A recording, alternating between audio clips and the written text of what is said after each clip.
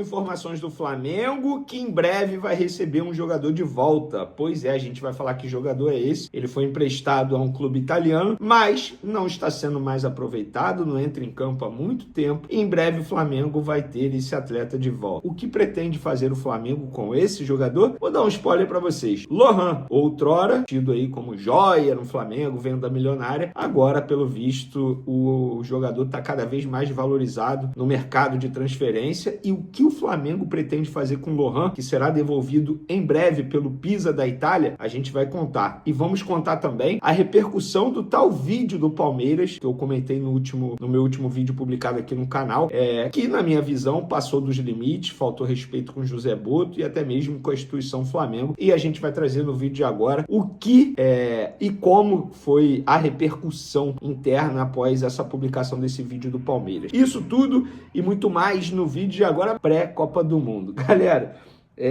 eu tô rindo porque assim, vamos lá. Vocês se recordam do Renato Gaúcho nos tempos de Flamengo, Fluminense, Grêmio? Eu estava apurando aqui uma informação para a gente poder comentar no SBT dessa terça-feira. A provável escalação do Vasco para pegar o Audax italiano, que não é italiano, tá? Pela Sul-Americana. O Renato vai poupar o time titular novamente, sendo que esse jogo é em São Januário, terça, e o próximo jogo também em São Januário, sábado, olha quanto tempo tem, novamente em São Januário, pelo Brasileirão. Aí eu falo, para que poupar? Para que poupar? Pelo menos dessa vez ele não vai entrar no tal controle de carga, ele vai estar na beira do gramado, pelo menos dessa vez. Só trazendo essa informação para vocês, porque eu acabei de publicar e a fonte está até aqui comentando essa situação comigo. Vamos lá, galera. Lohan, ele vai ser devolvido pelo Flamengo, pelo Pisa ao Flamengo, galera. Um jogador de 19 anos, tá? Meia, ele foi emprestado ao Pisa da Itália, um jogador que não performou lá no clube italiano, e desde quando ele chegou lá no meio desse ano, na verdade, ele tem apenas 9 jogos, no meio do ano passado, desculpa, ele tem apenas 9 jogos e 1 gol marcado. E, gente, ele não entra em campo, só para vocês terem noção, desde o dia 23 de janeiro, que foi contra a Internazionale. Na ocasião, o Pisa perdeu de 6-2, ele ficou 20 minutos em campo. Antes disso, ele ficou 13 minutos em campo no dia 6 de janeiro. E antes disso, ele só havia atuado no ano passado. Gente, assim, não dá. O Lohan, de fato, ele perdeu espaço no Pisa da Itália. E se ele não consegue ser titular nem no Pisa da Itália, é porque a situação realmente não agradou. O jogador brasileiro não caiu nas graças da equipe italiana. E a informação que os empresários têm, que o próprio Flamengo tem, é que ele será devolvido em junho desse ano, quando acaba o contrato dele de empréstimo ao Pisa. O Pisa tinha a obrigação de compra se ele cumprisse metas, ele não vai cumprir, já está certo, e o Pisa já avisou nos bastidores que não pretende exercer a opção. Era obrigação se ele batesse meta, não bateu. O Pisa teria a opção, mesmo ele não batendo, e o Pisa já avisou, ó, nós não vamos exercer a opção de compra, ele será devolvido. E aí, o que pretende fazer o Flamengo em relação ao Lohan? Eu vou contar para vocês. A ideia do Flamengo não é aproveitá-lo, a ideia do Flamengo não é emprestá-lo, a ideia do Flamengo é uma negociação em definitivo, ou seja, uma venda. Mas para isso acontecer, alguém tem que demonstrar interesse. Até hoje, eu estou gravando esse vídeo dia 13, tá? Mas vou publicar no dia 14, pela manhã. Até hoje, nenhum clube fez uma proposta oficial ao Flamengo para comprar esse jogador. Claro, é muito cedo, estamos em abril ainda, ele vai ficar lá até junho. Em junho ele é devolvido e aí o Flamengo, os empresários, vão sentar para poder resolver essa situação. Mas o Flamengo não pretende utilizá-lo, tá? Não é um jogador que está nos planos do Flamengo, do técnico Leonardo Jardim, até mesmo da diretoria. E ele tem contrato com o Flamengo até dezembro de 2029. Nossa, mais 3 anos e meio aí de contrato. Pois é. Vamos ver o que os empresários e o próprio Flamengo vão conseguir fazer em relação ao Lohan. Não será aproveitada, por isso que na ocasião eu lamentei a não venda dele para o CSKA, porque eu sabia que a chance disso acontecer, que está acontecendo agora, era enorme, enorme. Um jogador que, enfim, não conseguiu apresentar dentro de campo aquelas expectativas que muita gente colocou, inclusive eu, tá? Mas num determinado momento eu sabia que ele não ia acontecer da maneira que muita gente esperava. Para finalizar nosso vídeo, galera, qual foi a repercussão nos bastidores do Flamengo desse vídeo publicado pelo Palmeiras? Já expliquei, debochando do José Boto. No entendimento do Flamengo, o que haviam pensado deu certo. O Palmeiras vestiu a carapuça, entendeu o recado que tinha sido para eles, passaram o recibo porque responderam de uma maneira institucional, através do perfil oficial do Flamengo.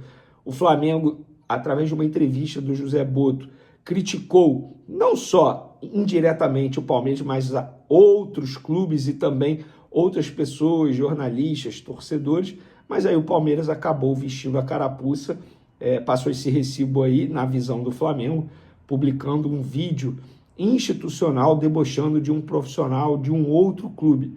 Então o Flamengo não vai fazer nada de maneira oficial, não vai responder, não vai emitir nenhum comunicado, pelo menos até a gravação desse vídeo. Essa era a decisão tomada internamente lá no Flamengo. E assim, o Flamengo entende que a estratégia deu certo naquela entrevista do José Botto, porque o Palmeiras, repito, na visão do Flamengo, não é o Vene que está dizendo, embora eu também ache isso, o Palmeiras acabou vestindo a carapuça e passou esse recibaço aí através de um vídeo publicado nas redes sociais.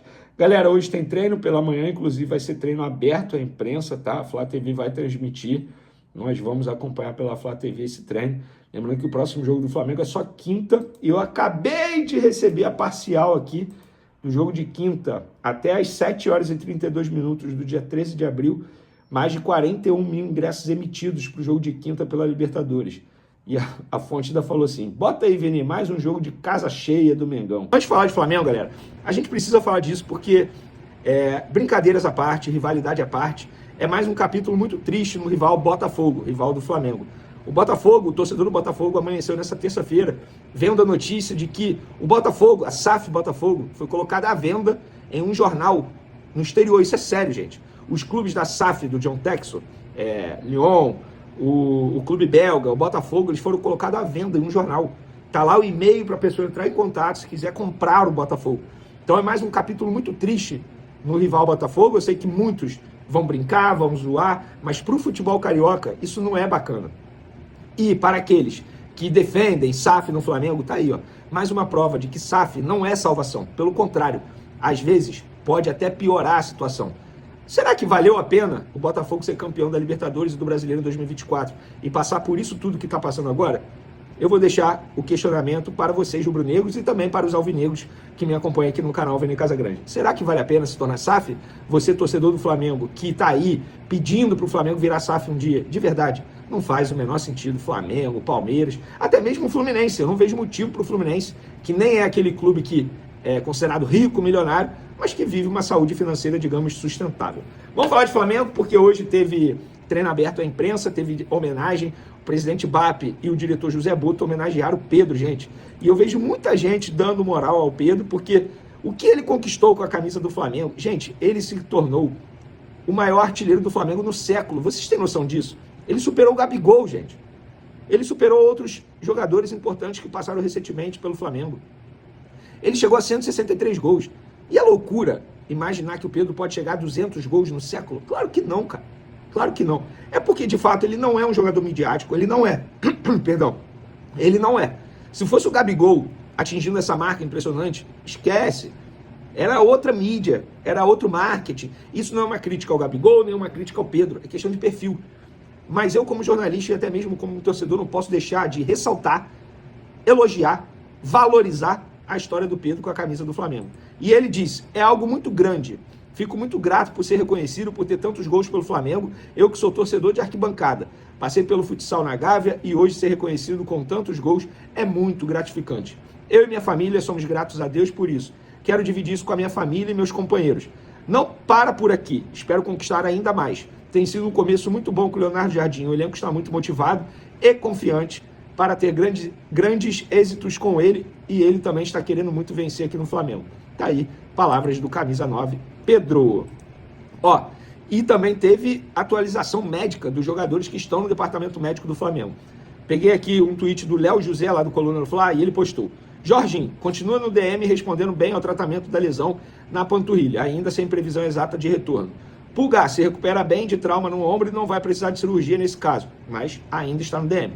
Saúl já está livre pelo departamento médico e faz trabalho de recondicionamento físico no campo. Será que tem chance de voltar na quinta?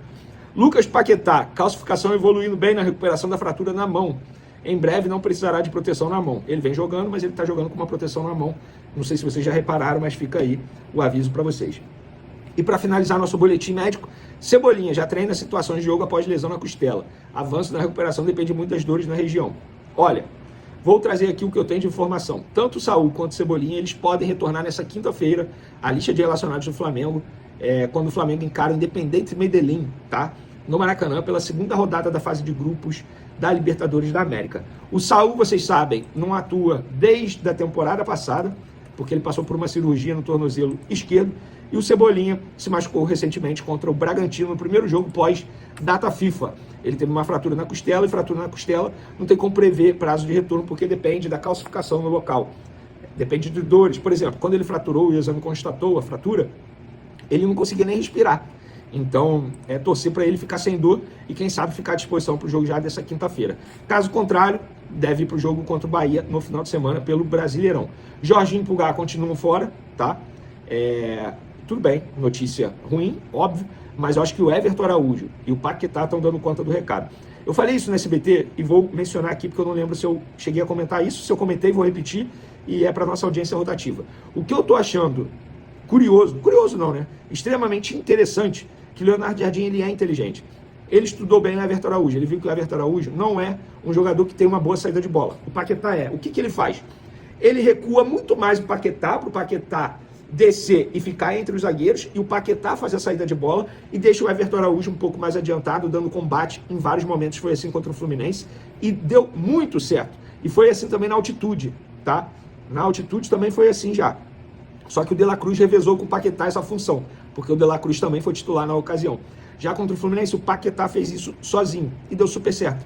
E o Everton Araújo está vivendo um grande momento, um garoto que tem características totalmente diferentes do Pulgar, mas isso não quer dizer que ele seja um jogador ruim, são características diferentes. Então, acho que Jorginho, Saúl e Jorginho Pulgar fazem falta, sem sombra de dúvidas, é minha dupla de volantes considerada titular, mas Everton Araújo e Lucas Paquetá estão dando conta do recado, pelo menos eu acho isso. E você? O que você acha? Quero a sua opinião, tamo junto, até o próximo vídeo. Fui! Fala, turma, beleza? Mais um conteúdo do Flamengo pra vocês aqui. Não perder nenhum conteúdo, peço humildemente seu like, se inscreva no canal, ativando o sino das notificações para você receber todas as especificações do noticiário do maior clube brasileiro. A gente fala realmente do Mengão. Então já senta o dedo no like, se inscreva no canal e ative o sino das notificações para você receber todas as atualizações do maior clube do mundo. A gente encerra a nossa edição por aqui. Um grande abraço para você e até o próximo vídeo.